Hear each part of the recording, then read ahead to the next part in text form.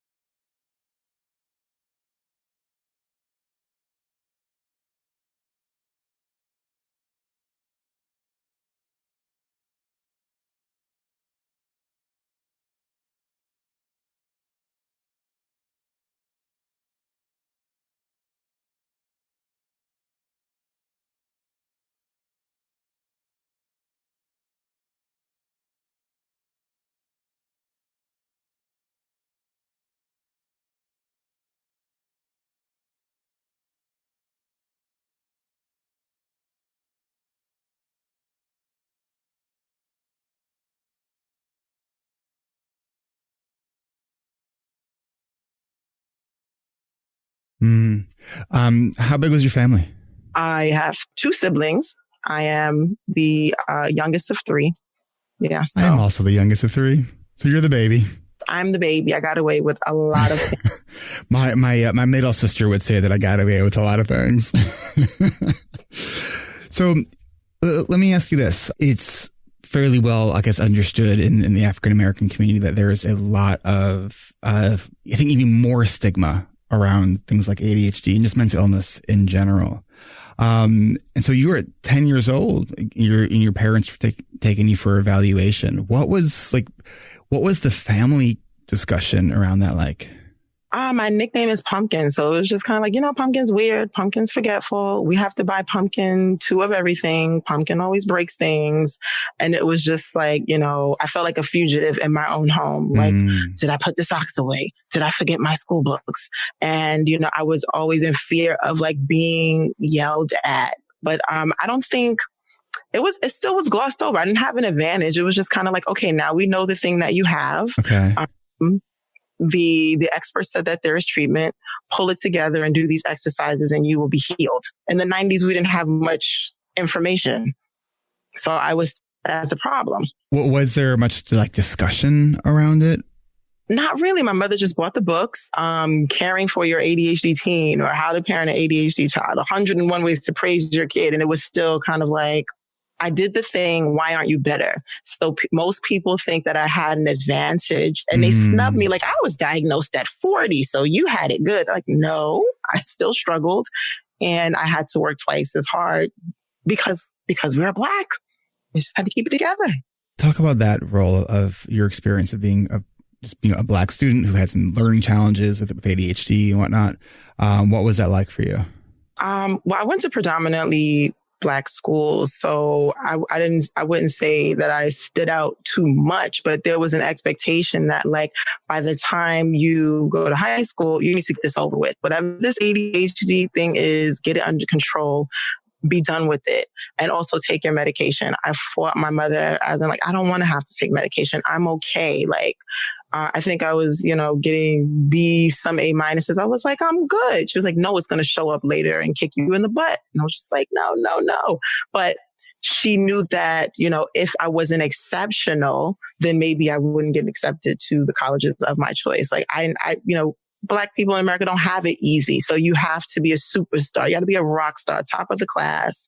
And so even though she wanted to possibly, coddle me and nurture me around my ADHD, that would not be my experience in the world. The world would not treat me as someone with a disability.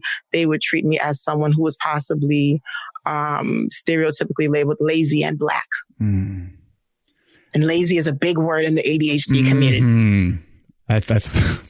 That always has been and still is one of my shame trigger words. It's like, don't, yeah. Although I am trying to redefine that word when I think of lazy, like picture me on a beach with a margarita, like, and that was the plan for the day. Like that's to me, that's what lazy is. Lazy is not, I have all this like accounting work to do and I've been thinking about doing it every day for the last 3 weeks and I still haven't touched it. Right. Like that's executive dysfunction. Don't talk to me about keeping the books. That's all of the podcast. So I think that, the more I've been learning about trauma, and specifically that complex PTSD, the more it's sort of like when you get a red car, all of a sudden you start seeing red cars everywhere. Right. Yes. The more I'm learning about trauma, it's like, oh, it's everywhere in the ADHD community. I mean, I think that from my experience, and I've worked with a lot of folks with ADHD, it's, I think, more rare to see someone with ADHD who does not have some complex PTSD. That's not a research-based finding. That's just my clinical kind of observation from the work that I do. And I do have a fair amount of diversity of people that I work with, but majority of the people I work with look like me, right? They're white. And so it's, as we are becoming more and more aware as just a country of how, the Black people and people of color, the amount of just like the shit that we don't even think about, it's, we're now thinking about it, and we're having a real conversation, a real reckoning with that. So, I mean, I just think about the experiences that, I've been fortunate enough to never have to really deal with, and even as a social worker, it's where I think I'm pretty sensitive to these things, part of my training. And it's like you go diving deeper and it's like, like there's so much more to it. Another twist and turn. Definitely. So combining that intersectionality of ADHD and being a person of color, what's that like for you? Oof, okay. It's like how much time we got, right? I did write an article for ADD.org called Catch 22, The Emotional Black Tax. And it was basically my journey of navigating the work world before I went into private practice. And it was one of hiding and ducking and playing small. But also I am 5'10" and I am Black, so I can't hide. It's just like, Romanza, what do you think? Romanza, you're not smiling enough. Romanza, you're not social enough, right? So you have that added pressure, whereas you don't want to be seen as aggressive. Because I think I'll speak to my African-American culture. I'll smile when I'm happy. We smile when there's something to smile about, but that can be perceived, in my opinion, in my work, in my work experience, as not being welcoming and open enough. And people can kind of place these stereotypes onto you as in, oh, she's an angry Black woman because she didn't smile. Whereas I'm trying my best to come in as an ADHDer and a Black person, come in, keep my head down, do my work, get in, get out, right? Because, at the first misstep, someone will say, well, we did have our doubts, right? And that's where the implicit bias comes. Speak more to that. So the underlying thoughts that you have of, different races, subcultures, the way that we as humans naturally categorize someone. But now, also here in America, we are fed images that, reinforce these beliefs, right? Like, so the angry Black woman trope, the dangerous Black man trope, or the Black lady with the attitude, all of these things. And we assign, all of these characteristics to short, tall, young, old, all of these things.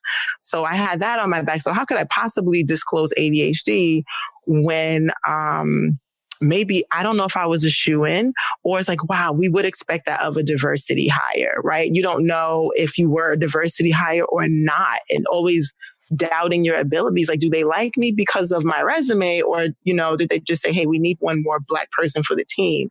So I didn't feel, that I could disclose that and that it would be accommodated. Like, who cares about ADHD anyway? We're just now getting some traction and some skin in the game these past few years, right?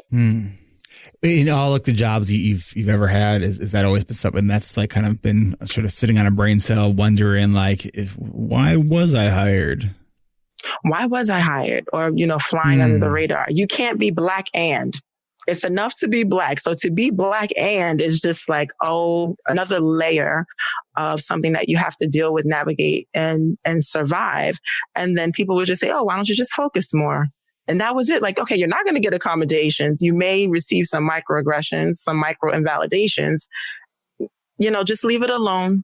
And oftentimes I would have to make a choice. Am I going to address as a social worker, am I going to address the racial issues that I see happening in my clinic or in my work, or am I going to speak up for myself? And oftentimes I would have to speak up for my clients and the population. So I came last. You develop a codependent relationship with work or with the world as a person of color, because you end up playing to how people see you or need to see you in order to feel safe around you. I'm just thinking about that in the terms of sort of emotional self-regulation, that it's like that piece. It's like, it sounds like you don't have the luxury of ever turning that off. Like you're always on in that capacity. That sounds exhausting. The meltdown would slip out, after holding it but for so long, because again, I have a diagnosis. I am an ADHDer. So it's just kind of, up, I let it hang out. And then the shame, like, you let them see you. They saw you. Oh my God, they're going to know. So is it, job security, or am I speaking up for my rights? I'm a human first. I need to eat and pay my bills. So it was always, either or. It wasn't really always a choice for me until I started working for myself. Talk to me a little bit about that. What's it been like working for yourself and with the intersectionality piece as well? Lovely. Race-based trauma is real. It can make you feel unimportant, disempowered, just very small. And so, the locus of control and the self-love and self-care increased when I removed myself from toxic environments. And now, I write the checks and I feel good about that. And I get to speak my truth. And I do help a lot of, persons of color, more so specifically Black women, navigate corporate spaces where people are like, can I touch your hair? How often do you wash your hair?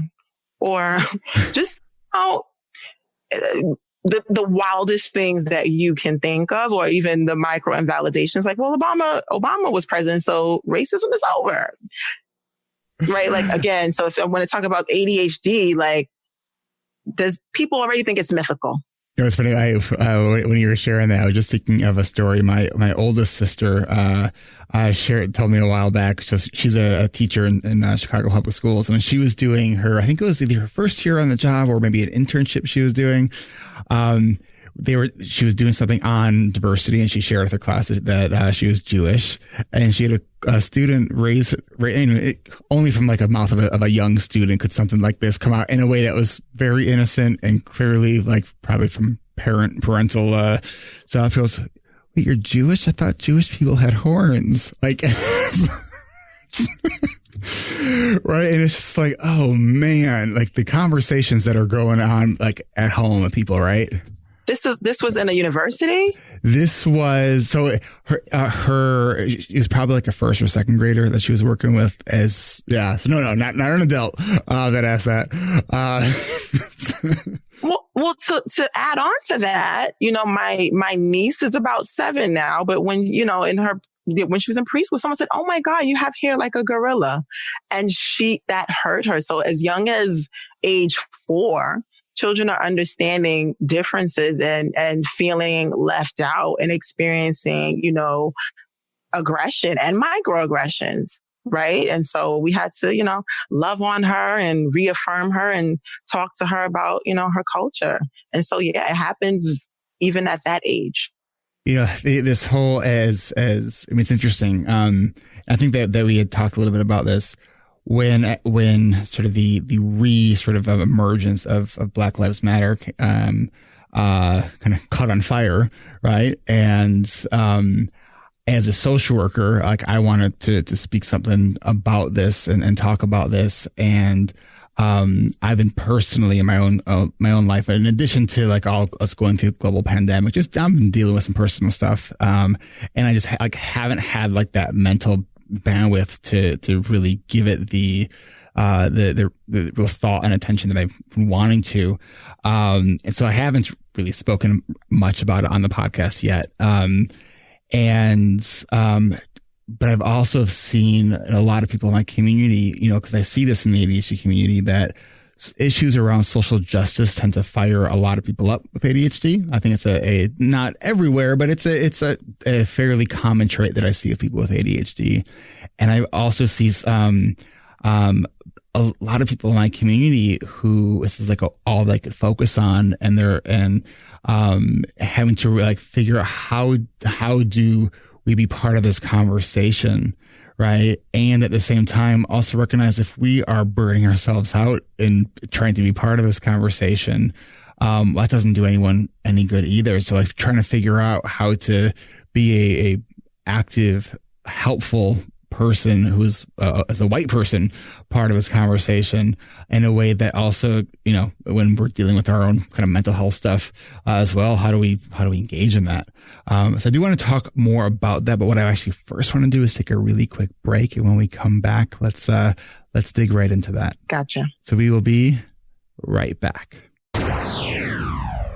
You know that feeling when you have a big project or a task that you've been putting off, and then you finally get started, and then you actually start to gain momentum, and you keep working on it, and you actually finish? That's such a great feeling. And sometimes that feeling can feel out of reach. Sometimes that hill that we have to climb to get there to completion feels too far.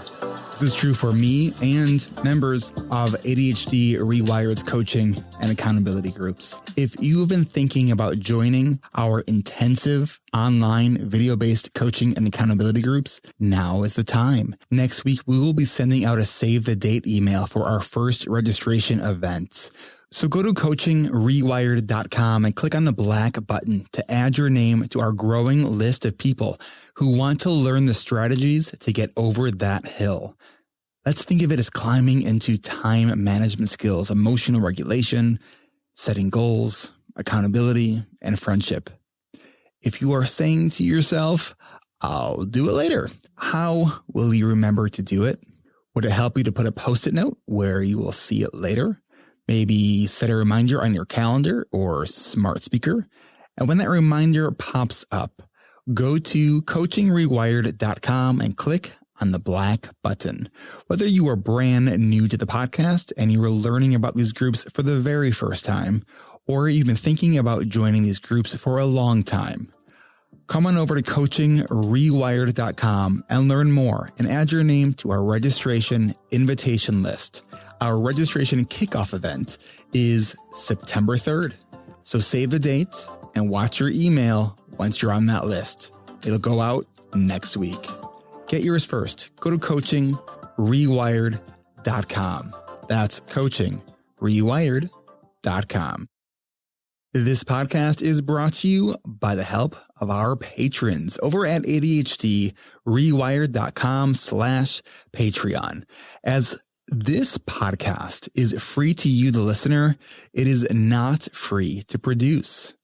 I appreciate everyone who can financially support this podcast.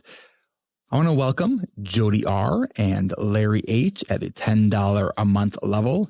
And I think it's Jackie S.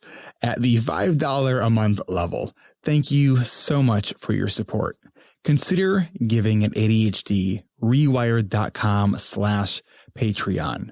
I really do appreciate everyone's support. If you are getting a lot of value out of this podcast, you can show that you value it by becoming a patron. And if you are able to support this podcast, I sincerely thank you. If you have been giving at the $25 a month level, our next group coaching call is Tuesday, August 25th at 1 p.m. Pacific, 4 p.m. Eastern. Our group coaching calls for our patrons are every fourth Tuesday of the month at 1 p.m. Pacific, 4 p.m. Eastern. And if you can't support the podcast financially, what you can do is leave a review on your podcast player. That really does help. All support is appreciated. To become a patron, go to ADHDrewired.com and just click the Patreon tab at the top of the page. That's ADHDrewired.com/Patreon. And thanks. All right, we are back. So, in this conversation, too, this is as someone who is a social worker, who is white, who is like, it's almost like for one of my fears is saying something that was like the opposite effect of what I was trying to say, right? Like, so what I want to ask for you to, if as therapist, as ADHD or ADHDer, I'm just going to ask for feedback. So if I ask a question that is like, so here's like, it's that bias piece that, it's sometimes I don't even realize it. And the only way that I can learn to do better is to get feedback. So I am going to possibly be stepping in some minefields, as we go through this. And I am in the role of learner. So, cause I know that I had a couple weeks ago finished, listening to the book, How to Be an Anti-Racist. And there was some stuff that gave me pause. It's by Dr. Kennedy X. Yeah. Awesome. Okay. So this whole idea of, I mean, even going beyond like, I'm not racist. It's like, you're not racist. It's you're either actively anti-racist or you're racist. And, and at first I was like, really? And so it caused me to have pause. I had to just sit with my socially conscious white self and really have to question some of my own beliefs that I thought were very like progressive. And, so I enjoy uncovering blind spots. And so I hope that we can continue doing this in this conversation. Yes. I think I find talking to progressive people to be even more so difficult because they're like, no, I did the things. I did all the things. I read all the books. How dare you? Right. And that fragility piece does emerge. But I thank you for asking for feedback and being in the work, because that is one of the ways that ADHD coaches and clinicians alike can help to create a safe space for your Black and Indigenous clients of color, right? Like Black and brown folks, period. You can create a safe space. There's no such thing as color blindness. I come with a texture and a flavor and a richness, and I need that to be seen in a room. Part of who you are. Right. Your client needs that to be seen. That informs how they're going to respond to your treatment plan or goals that you've outlined. That informs the resources that they'll be using to kind of troubleshoot the problems in session. And if you bypass that, then you've already dropped the ball. So bring race in the room. I even bring race in the room as a Black clinician and coach. And I say, how do you feel about me being a Black woman? Sometimes people come to me to process their racism. Like, am I really a racist? I have a Black therapist. I can't possibly be. And I'm like, oh, it's going to be that type of party. But you mean if I have a Black friend, that doesn't mean I'm not a racist? Or is that... or even a Black kid, my heads will explode, right? Like, I am a mother to a Black son, so I can't possibly. No, you can still hold ideals. That just means that your parts work and you have given birth. Congratulations. That's what there's still work to be done. So creating a safe space through empathic and reflective listening, letting that person of color be the credible messenger in the room. More so specifically in building this alliance, like, the bond is sacred because, okay, let's say there's a microaggression has occurred or a micro insult, and the client can either bring it up and you can react negatively and just talk about intention, right? But not address the outcome. You've lost the trust. So we want to look at addressing it, stating your intention, but also addressing the outcome through reflective listening and then offering some sort of repair or atonement. All right, walk us through what that looks like. What that looks like. Okay. I have a personal story. A therapist of mine who was in the work, honestly, when she made this mistake. I was letting her know that I didn't feel safe as a Black woman in America. And then if I were to move out of America, this was 2014 where people were being gunned down. I was just like, I don't even know if I want to have a Black son. Like, he won't be safe here. And it was just about safety, not being safe at work, not feeling safe at home. I think, this is a heavy topic. Even, I think this is when the church was shot up in South Carolina, right? Nine Black people were killed. I forget this man's name. I think it's Dylan Roof. I'm not sure. They took him to Burger King on his way. After he got arrested, he got a snack, right? Like, so that just lets you know, like, my Black life doesn't matter. So I was feeling really, really unsafe. And she says to me, like, you know what, Romanza, there are safe spaces. You too can have a safe space, because she had, am I saying this correctly? She migrated from a country where she was, in fact, the underclass. And she said people would call her the N-word, and that when she came to America, that she had a whole new life and found a safe space. I am Black everywhere I go. And there's a global contract that, white supremacy is global, right? And there's a global contract that Black skin is at the bottom of that. right? That is a global contract. So that was a micro invalidation. She didn't mean it. She was in the work. She was passionate. She was being helpful, but she projected a bit, right? Like, I'm safe, so now you're safe. But when you got to come to America, you now can check the box that says that you're white, because I believe she was from a country near Russia. Right. So like, that's not my lived experience, but we were able to repair because she apologized in session a lot. I think even one time she's like, last week I was acting like your mother and I'm so sorry. And I didn't even pick it up. So things that she noticed about herself, she was always self-correcting. She was always asking.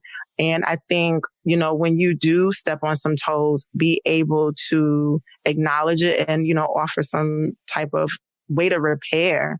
I mean, you won't get it 100% right. Try to be as responsive as possible and aware, and always be curious, always be asking questions. You're not going to go to this one seminar and it's going to blow your mind, and now you have all the tools to go deliver services to the world. That is not how it works. Continuing education, questions, and direct questions to your client.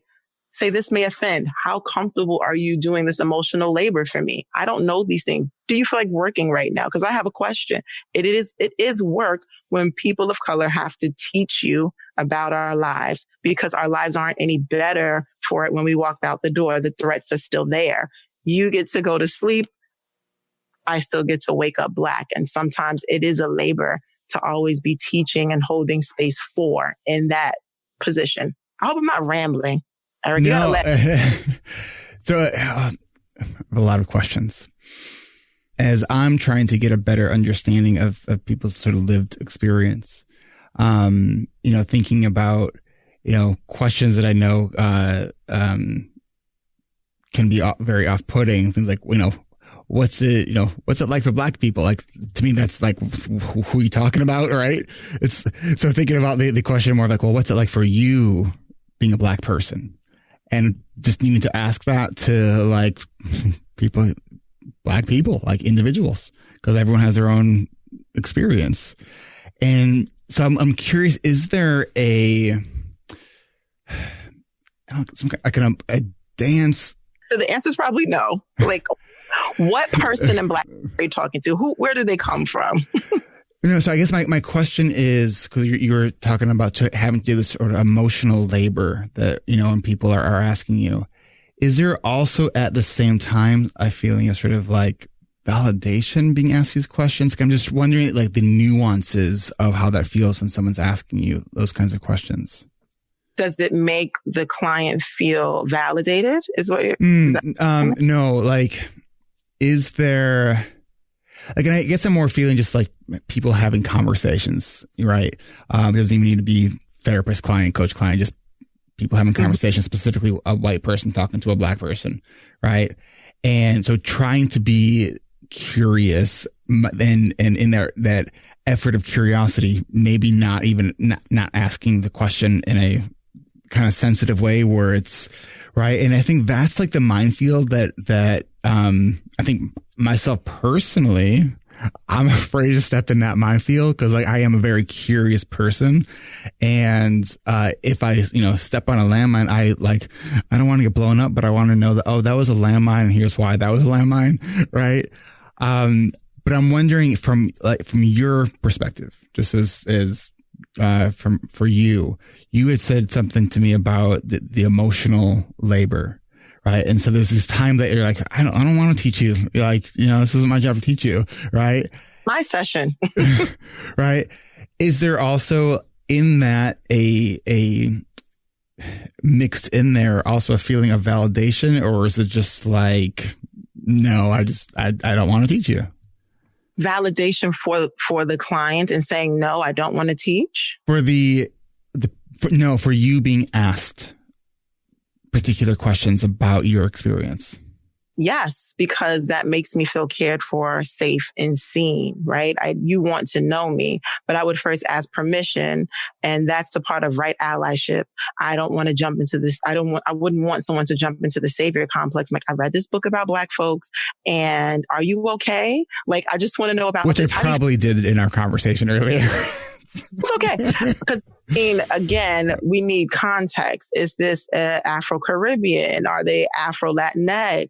Are they like, I'm literally African American. My dad is African. My mom is African American, right? Like, so there's nuance, there's context. You want to be person centered, as in who are you specifically, the individual, and not in context to someone's categorization. So you can ask, but I would recommend that the clinician or coach ask permission and give the preamble. Preface it with, I may not land lightly. I am trying to build social equity with you, and this is a part of our work. Feel free to correct me. And that also means, as the coach or the clinician, building up your resilience to feedback and criticism. So it's, I mean, which is a basic sort of like coaching 101 kind of thing of like asking permission to ask a pointed question. If you identify the question as pointed, if you can see it, right? Because with implicit bias, sometimes you think you're doing good. Like, everything's going well.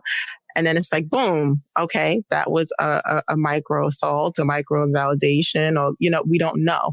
But in your supervision circles, whatever that may look like, talking to other coaches, talking to other clinicians, maybe role play that. Prepare for that, because let's assume it will happen. In my experience, most people of color expect some sort of microaggression to occur in white spaces.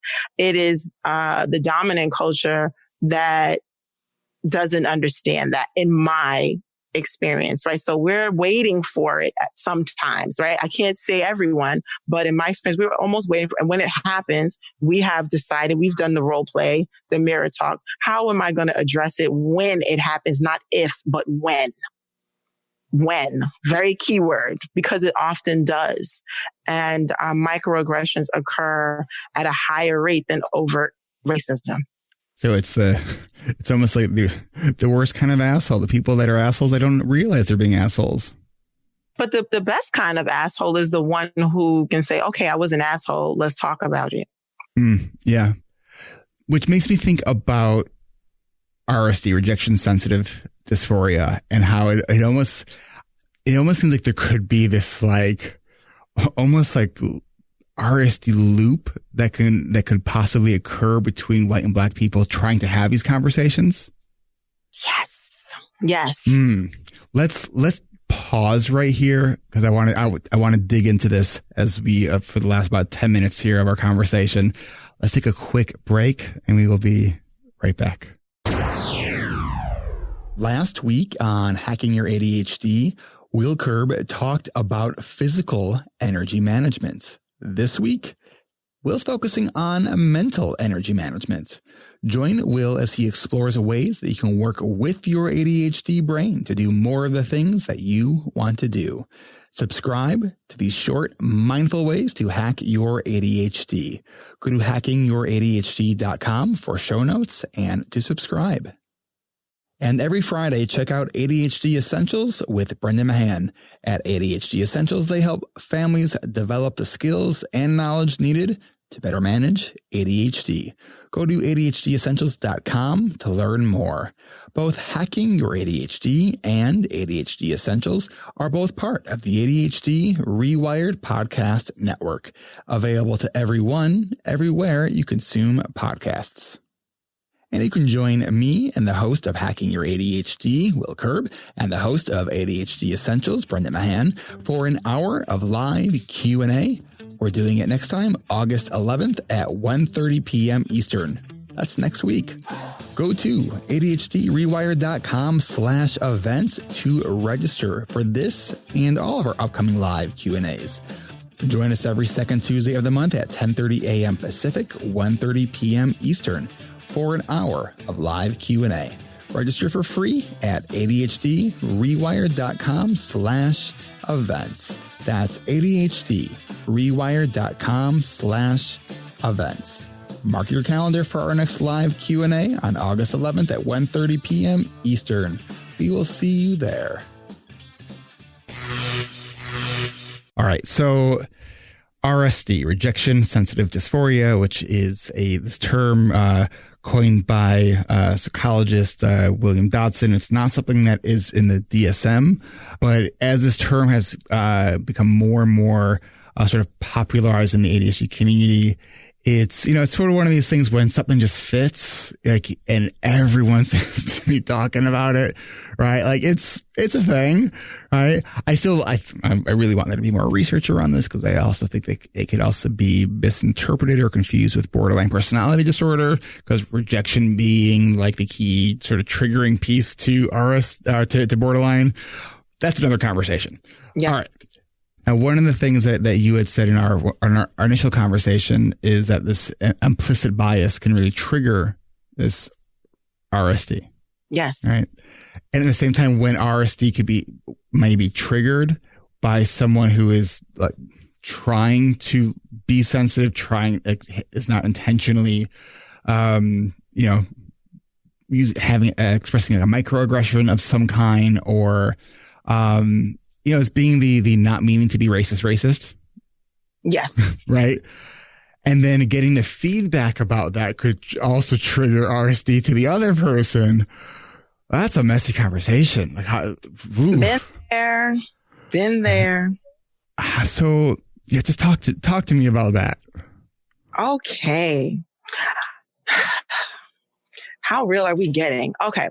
So I was at a conference centered on ADHD. Let's just call it that. Okay. I was speaking to a person of whiteness, and I let them know, I said, hey, you're othering me by telling me, oh, I have black friends. I love hanging out with black people. Here's a picture of my black friends. And it was just like, enough. And then other folks were saying, oh my God, do you know that there aren't many black ADHD coaches? Duh.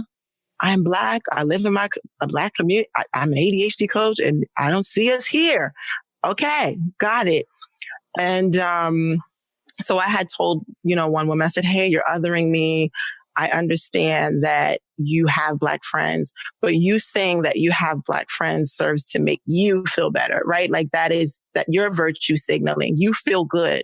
Like, I like black people. You are likable. You get the gold star. I get to feel like, this is, I feel like unwelcome, unwanted, like you had to make an effort to accept me and go out of your way to let me know that, because generally speaking, Black people aren't accepted or well liked. And so I'm starting to feel bad and rejected and less than. And so I'm having my internal RSD is triggered, because RSD is triggered by, feelings of falling short or feeling like, someone withdrew their approval. But that happens within racism all the time. So Black and ADHD and RSD, a book, a novel, right? And so when white fragility is triggered, that takes precedence, right? Because everyone runs to protect whiteness, but I have to hold it together because I didn't want to play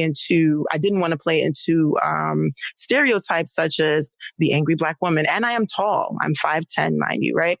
Angry, tall, Black woman who's now yelling. And, just as there are countless women who have been gunned down by police. I'm like, are the police going to be called? Am I going to be escorted out? What do I have to lose? Am I going to be on the news? Am I going to lose my license? All of these things I have to, in an unfair way, because my executive functions are impaired too, as an ADHD. That trauma, those trauma triggers, give me that extra layer of support in a very, unsafe situation. And so I have to make sure that my RSD isn't louder than yours, and my RSD isn't topping yours and then the tears. If someone of whiteness starts crying, then they will get, are perceived to being, they're the ones that are being harmed. So, and it's hard to keep that in check. So my biggest thing is, who gets to ADHD? I say that all the time. Who gets to ADHD? Say more about that. I have to be very careful about having, my dysregulation has to be very quiet and internal, and I have to externalize it in different ways. In some ways, that are painful. Sometimes I just want to let go off. But if I come home, it may be displaced anger with family because I didn't get to RSD the way I needed to all day or have my meltdown. There's no space for that. There's no acceptance for that because I would, in my opinion, I would be villainized, demonized. She's unhinged. Oh my gosh. You know what I mean? And I have to be very strategic. And sometimes ADHD wins, right? As, Brendan would say, yes. Brendan, shout out to you. ADHD wins. And I have to just, the shame. It's like, oh my God, they think I'm a bad Black person now. Or the angry, it's not even about my ADHD, right? So sometimes you can end up dehumanizing yourself because I have ADHD and then I'm Black. I'm human first. And we think about sort of ADHD as the disorder of good intentions. I think about sort of as this sort of back and forth of RSD with a white person having good intentions, making a comment, not really thinking through the other, like that sort of theory of mind, and there certainly are, Romanza, for me, like as you sharing about things, like there are things that part of my privilege is that that doesn't even cross my mind. If I'm getting upset, I'm not thinking about like, oh, if the police come, and then if the police come, like, what am I going to be alive? Like, so like for me, like, it's really helpful hearing more about that. Just it gives me pause, to just have those reminders of what for you, what your daily life, dealing with those kinds of things are. And as someone who's wanting to be as, culturally sensitive as possible and not make someone feel shitty for any reason, right? And then if I stumble on something and say it in a wrong way, it's just it's confusing. It really is. I like the concept of this RSD feedback loop, this racial RSD that's good. We're going to do something together on that, Eric. Like, that's good. That was good. Thanks. That's a thing. That is a thing. And that is exactly, I've experienced that more than once. So my thing is, who gets to ADHD? I want to congratulate every person of color who is able to like hold it together. And there were some who didn't make it and they are incarcerated. They may, may they rest in peace. Like, it's that serious. There's a case of the young girl who, I think she forgot to do her homework. She was taking classes virtually. I believe she has an IEP. Her name is Grace. And she got arrested, I think, and sent to the juvenile detention center because she didn't turn in her homework. Lo and behold, she had ADHD. And some folks can't imagine that happening to, someone of another race. Like, you're in jail at 16 because you didn't do your homework and you have ADHD and you weren't given accommodations during COVID. Like, so many things. I think that providers, coaches, clinicians, we definitely have to do our work. And I'm not exempt from doing the work. I used to think that I was, right? Like, I don't need anti-racist training. I'm Black. No, everyone could benefit from anti-racist training because we all hold some form of prejudice and implicit bias, and that can affect our clients. And we need to be connected to our clients and believe them as the credible messengers. They are the experts in their own lives. So I just had this thought about, in all of my training on cultural sensitivity. And it almost seems like cultural sensitivity isn't enough.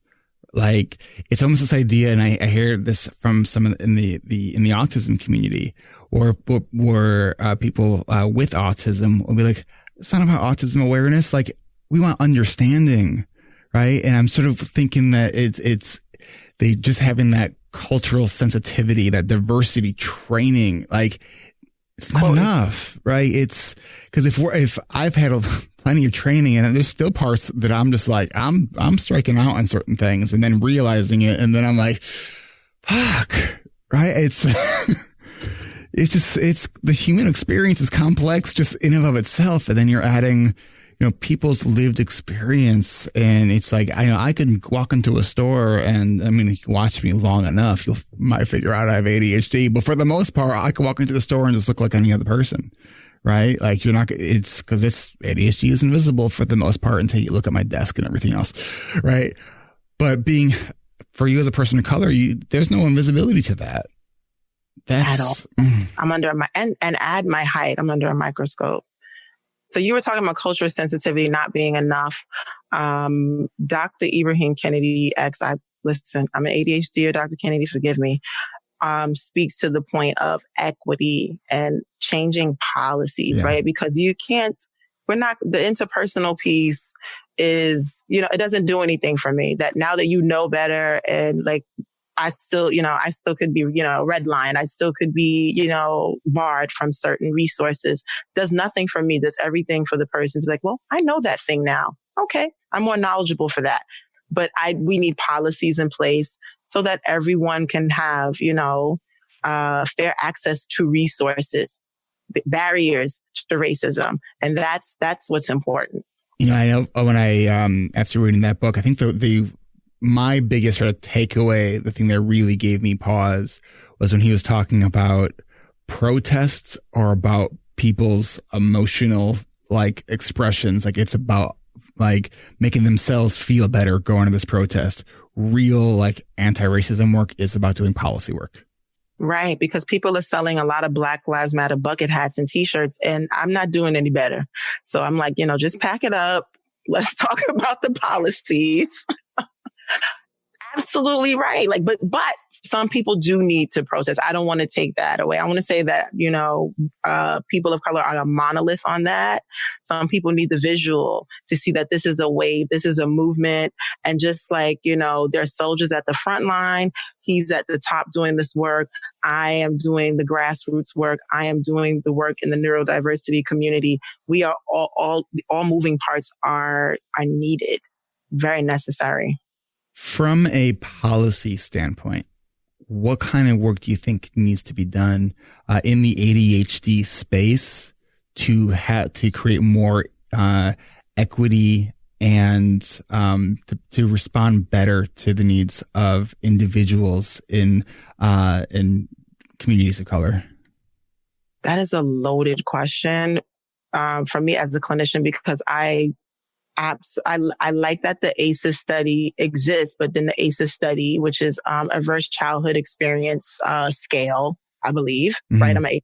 Forgive me, assumes that every Black person has had some adverse childhood experiences. And that sometimes becomes a litmus test as to, are we giving this person the proper resources? And sometimes that doesn't inform what this child or ADHDer necessarily needs. Policy-wise, I think we just have a long way to go. And can ADHD get on the IEP? Is it even included? I think we still get the 504 plan in schools. To my it goes under other health impairment, but yeah, it needs to go under the health impairment, right? Like first and foremost, I think we need to legitimize ADHD. Like that's the first step.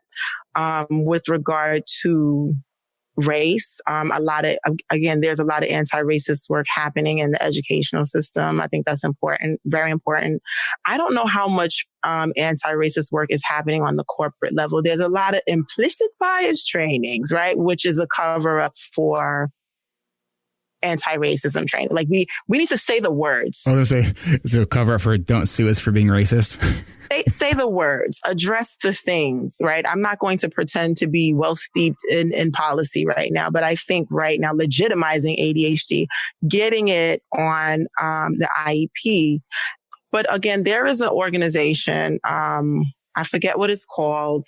It helps you to check your bias, right? If everyone is mandated to check their bias inventory, right?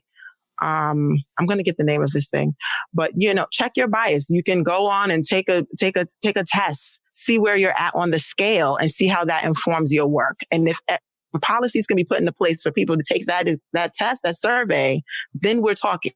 We're cooking with gas. I was going to say, Romanza, when on this podcast, when either myself or my guest forget the name of something, it just makes all of our listeners feel at home. Yay! Aphasia. Yes, I have to reach for my words, but I want to be Project Implicit. That's what it's called. Okay, Project Implicit. Want to check your bias and see where you are on the bias meter. I don't know how accurate this scale is, but it's a start. And if, persons in positions of power, are mandated to take these, surveys and exams so that they can see how this affects care and treatment, persons of color would be better for it because, during this COVID-19 pandemic, we see that communities of color are at risk due to structural racism on every level, even as we talk about ADHD. Numbers don't lie. Yeah. I mean, yes. So we'll post a link to that on the website for this episode. If people wanted to find out more about you, where should they go? They can check me out at McAllisterPsychotherapy.com. That's McAllister, psychotherapy. Don't feel like spelling that out, .com. And they can check me out. As you were going, I'm like, is she going to spell the whole thing out? Is it? Nope, just half of it. Ew, don't have the patience for that. _LCSW. Romanza _McAllister LCSW on Instagram. Okay, and we'll post links to all of that in our show notes page. Romanza, thank you so much for having this conversation with me. I'm really grateful for it. Thank you for having me, Eric. See you around. This is Eric Tivers. Thank you for listening, and congratulations for making it to the end. ADHD Rewired is more than just a podcast. We are a community focused on learning, growing, and connection. The website is ADHDrewired.com. You can find summaries and additional resources for each episode. You can apply to our free and secret Facebook community. You can learn more about ADHD Rewired's intensive online video-based coaching and accountability groups, and sign up for my email newsletter to get exclusive content you won't get anywhere else. It's all at ADHDrewired.com. While you're there, click the Patreon button. If you're a regular listener and you're still listening to my voice, consider making a monthly contribution by becoming a patron through our Patreon page. If you are able to financially support my work, it would mean a lot. This show is free to listeners, but it is not free to produce. And patrons get really cool perks. You can follow me on Twitter at Eric Tivers. You can like our Facebook page at facebook.com/ADHDrewired. If you're a coach, therapist, or related professional, connect with me on LinkedIn at linkedin.com/Eric Tivers. You can also subscribe to ADHD Rewired on YouTube. And you can subscribe to ADHD Rewired on YouTube and see select interviews and some other videos I've posted. Podcasts change lives. You can make a difference in someone's life by spreading the word about this podcast. Mention it in your online communities on Facebook, Twitter, Reddit, or wherever you hang out online. And be sure to share it with your friends and your family and your clients, as well as your coaches, therapists, and doctors. And if you're a coach, therapist, doctor, or ADHD support group leader, and you would like a pack of podcast postcards to hand out, you can request those at my website, ADHDrewired.com. And if you're a member of CHAD or any other ADHD support group, please be sure to tell them about this podcast. You can even show them how to download it on their phone. You might be the person that turns somebody on to a podcast for the very first time. And if you really love this episode, please consider hitting share on your podcast player. I'm only one person, and I count on you to help me spread the message. One of the biggest things that you can do to support this podcast and to help other people discover it is to leave an honest rating and review on Apple Podcasts, on Stitcher, or any other podcast app that accepts ratings and reviews. And don't forget to hit subscribe on this podcast on your podcast app so new episodes are automatically pushed to your favorite podcast app. Looking for more ways to listen and learn? Get a free audiobook and a 30-day free trial at audibletrial.com/ADHD Rewired. Not sure where to start?